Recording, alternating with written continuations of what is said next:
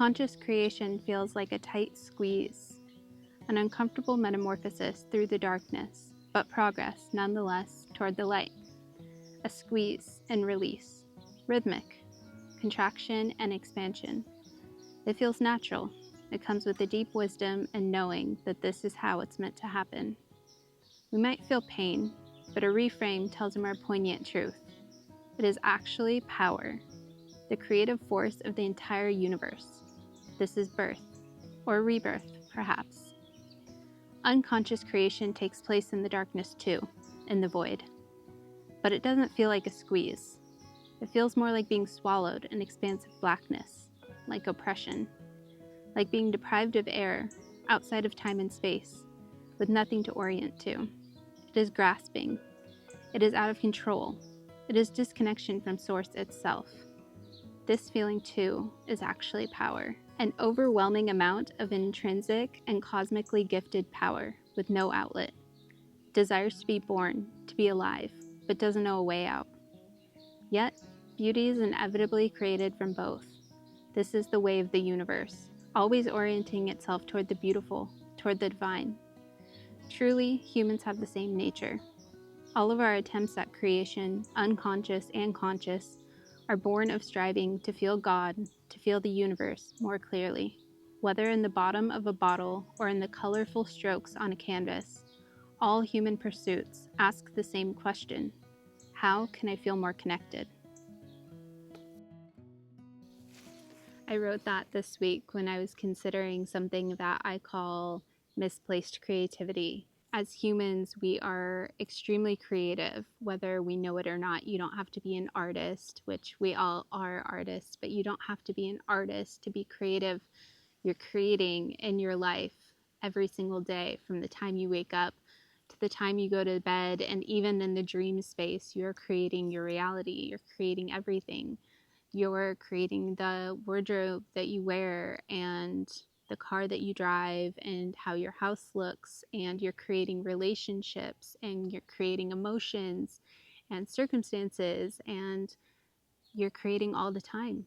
So the only difference between those who create consciously and those who create unconsciously is that the people who create consciously know that they're doing so. So really the only difference is knowledge. And beauty can come from both of those things. But if you want to be a conscious creator, there are ways to do that. It is actually our duty as humans to create. It is what we're here for. Our creator, whether you believe in God in a religious sense, God in a spiritual sense, the universe, however you believe, it doesn't matter. We were gifted this earth, Mother Nature, this planet, leaves, trees, flowers, etc., sunsets, oceans. Like, look at the beauty that we're surrounded with and see what is possible. We were put here to add to that and to create more beauty, and not to subtract or to use what was given to us for destruction, but rather for creation. We are here to play, to create through play and to play through creation, and for the universe to experience Earth, its creation, through our eyes. And so it wants us to play, it wants us to create. It's given us this beautiful canvas with the backdrop already finished, and we're the subjects, and we're adding to it, and we're adding life, and we're adding beauty. So when we turn away from that and we decide not to consciously create, and we create from an unconscious space, that's where we start to create the things that we don't want. And we start to see the shadow side of creation, which is what we're seeing in the world today. A lot of destruction, and actually, ironically, the drive toward progress, bigger, better, more, faster. Just like that's how the economy is modeled, that's how the world is modeled. And actually, that model of constant growth, constant progress is built on destruction. So while it looks like creation, it's pseudo creation because it's actually destruction in disguise. And that is from a place of unconsciously creating. So when we aren't intentional with our creativity, it gets misplaced. Instead of creating art, writing, painting, acts of service, starting businesses, making goals, etc., we start to create unwanted things and unwanted situations. Like I said, the universe is always turning towards the beautiful, it's always turning toward the divine. So when you hear challenges, drama, unwanted situations, you might feel the need to label it as bad. It's actually, nothing is good or bad, it just is in a universal sense. And even challenges bring beautiful things. And some of the most beautiful things come from pressure and from challenges. It's just that maybe we want a healthy balance of intentional and unintentional creating in our lives so that we can choose some of the challenges that we go through. If we are consciously creating our challenges and our life situation, then maybe some of that challenge and some of that pressure comes from consciously pushing ourselves outside of our comfort zones. But the end result is actually the same. That is the gem that we earn after we go through the challenge, whether it was selected or whether it was thrust upon us. Hopefully, the beauty that you alchemize from that experience is the same. Okay, I had to move. The mosquitoes were like crazy. So, creating drama, chaos, illness, anything that we unconsciously create that is unwanted in our lives, it still serves that creative need that we all have because it might make us feel like we have a purpose. It gives us something in our lives to fixate on. It makes us feel like we have something that we're doing, so we need to focus on that. This other thing over here, striving for more, getting outside of our comfort zone, doing things that are creative, we don't have time for that because we're over here dealing with this drama, chaos, illness, etc. Maybe other people have time for creativity. We don't. We have kids, we have lives, etc., etc. It's not true. It's not true. All we have to do is switch our mindsets, make time to be creative. There's so many ways to do that. I've been writing a ton lately, and I found out that that's probably because, so astrologically, the full moon that happened a few days ago was transiting my third house. So it makes sense that I would be thinking a lot about creativity and writing a lot and just pondering this. So it's just been all coming to me. Creativity gets us closer to the divine. Creativity gets us closer to God. Whether we're creating a painting or we're creating an addiction, the goal is the same. As humans, we are just trying to get closer to the divine, closer to God. We're trying to feel something. We're trying to feel a reason to be alive, a purpose in life. And even when we're hurting ourselves, why are we trying to feel pain? Maybe pain makes us feel alive. Maybe it makes us feel closer to God. Maybe suffering is the only way that some of us have felt close to God in the past, and maybe we don't know another way.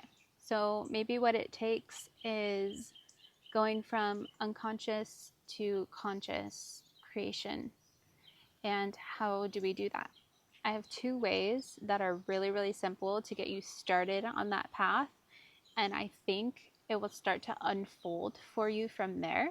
But I'm going to continue to make videos on this topic and make more suggestions because I feel like this is so much more than can be described in one video. This is like a lifelong lesson, but it's also not just a daily practice, it's a way of life. So my first 2 suggestions, one is to be, in order to be, the whole video, I'm just going to be like doing this.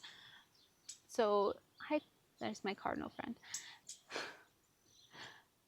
So the first thing that I would do is to go from being unconscious to conscious. And Dr. Joe Dispenza talks a lot about this. The number one way to do that is to become the observer of your own thoughts, the observer of your own brain. So for a week, I want you just to focus on every single thought that crosses your mind and do not label it good, bad, unwanted, wanted. just notice it. So you have a thought like, oh my gosh, I really messed up on that, whatever. You notice the thought, oh, okay, my brain thinks I really messed up on that. Okay. And let it float on by. And you keep doing that all week. And they have done studies that our thoughts from day to day, 90% of them are the same thoughts. And you will start to see that. You will see which thoughts are on repeat. The point isn't what the content of the thoughts are yet, or how the thoughts shape our behaviors yet.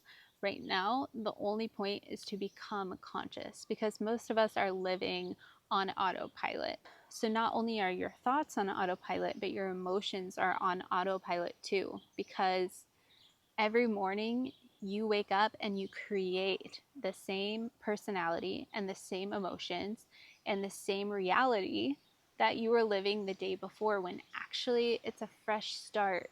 And whatever happened in the past doesn't have to come into the present. And so when you become conscious of those thoughts, that's the first step to being a conscious creator.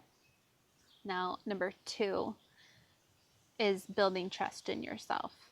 So if we do not trust ourselves, we cannot trust ourselves to be a conscious creator. If you don't trust yourself in life, you don't trust yourself to create your life either. And if you don't trust yourself, you don't trust God. You don't trust the universe. You don't trust people. So how do we rebuild trust? And a lot of this can stem from not trusting your body, feeling like your body has betrayed you in the past. Maybe you've had an illness or a chronic illness or some kind of injury, and you lost trust in your body and your body's ability to handle things. But the truth about that is that your body is not separate from you. So if you don't trust it, you don't trust yourself. And if you don't trust it, it doesn't trust you. And you have to reform that relationship. So the number one thing I would say with that is to make 2 commitments every single morning, easy ones. Like start out so easy, like stretch for 2 minutes before I get out of bed. And keep those commitments to yourself no matter what. Like I don't care what happens, keep them. Write them down and then check them off when you're done. And then over time you can increase the amount of commitments and the intensity of the commitments to yourself, and you're just going to keep building that trust. So going from unconscious creator to conscious creator can be literally life transforming.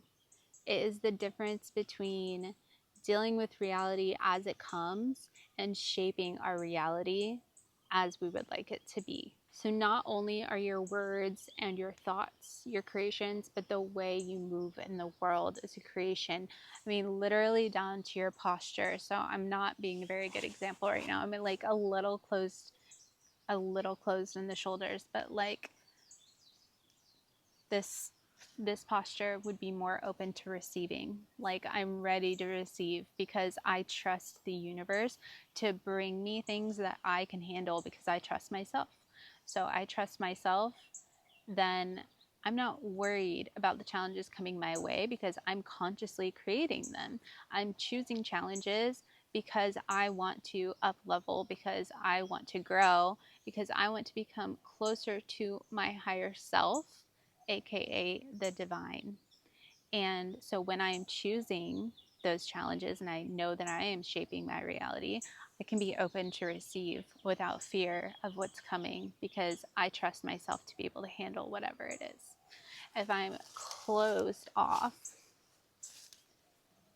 and I'm not ready to receive, maybe that's because I'm not consciously creating my reality. I don't know what's coming next. I have a lot of fear about it because I don't trust the universe, because I don't trust myself. I don't trust myself to handle what's coming my way, and I don't trust myself to consciously create the challenges that are coming toward me. So, I mean, lots to chew on there.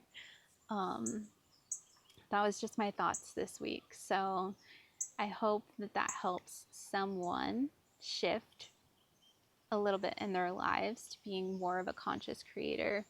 Hopefully, I will see you next week with another video. Bye.